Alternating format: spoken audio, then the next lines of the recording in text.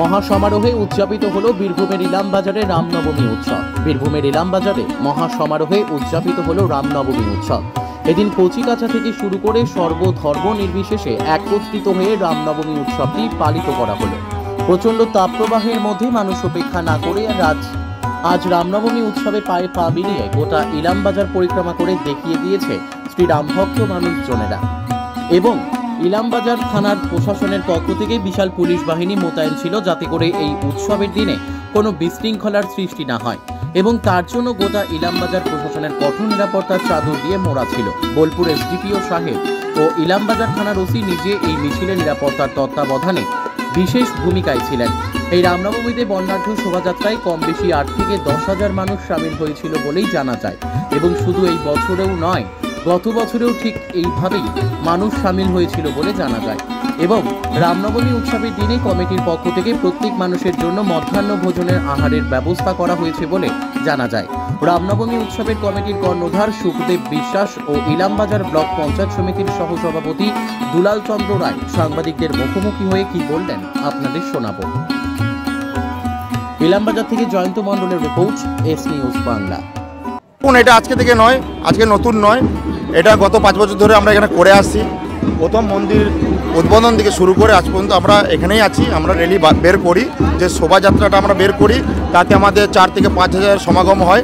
এটা প্রতি বছর নেয়, এবছরও হচ্ছে।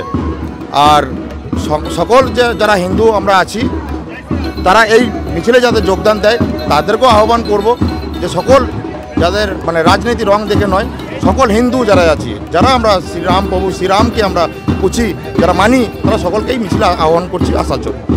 দেখুন, বর্তমানে দেশের যা পরিস্থিতি আপনারা সকলেই জানেন, রাম ছাড়া গতি নেই, সকলে বুঝে গেছে। তাই সকলে একত্রিত হয়ে এখানে দলমত নির্বিশেষে সকলেই আসছে আমাদের সাথে, আমাদের কাউকে বাধা নেই। সকলেই যারা আমরা হিন্দু, সকলেকেই আহ্বান করছি, সকলে মিলে আসুন, আমরা একসাথেই আমরা রামনবমী পালন করি। দিতে চাই আমরা ইলামবাজার, গোটা দেশ, পশ্চিমবাংলা সহ। পরে আমাদের এখানে 8,000 লোকের একটা মহোৎসবের আয়োজন করা হয়েছে। সকল আশেপাশে গ্রাম যারা বাইরের থেকে আসছে, সকলকে আমাদের এই প্রসাদ বিতরণ করা হবে। সকলে প্রসাদ নেবেন, আপনাদেরকেও বলবো আপনারাও প্রসাদ গ্রহণ করবেন। 8,000 লোকের আমাদের সমাগমের এখানে আজকে। প্রশাসন যথেষ্ট সজাগ আছেন।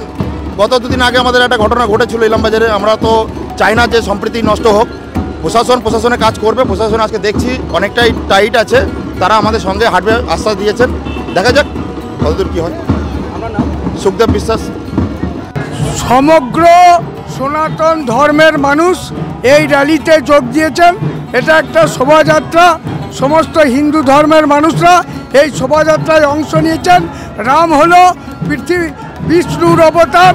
সেই রামনবমী উপলক্ষে সবাই আমরা একজোট হয়েছি।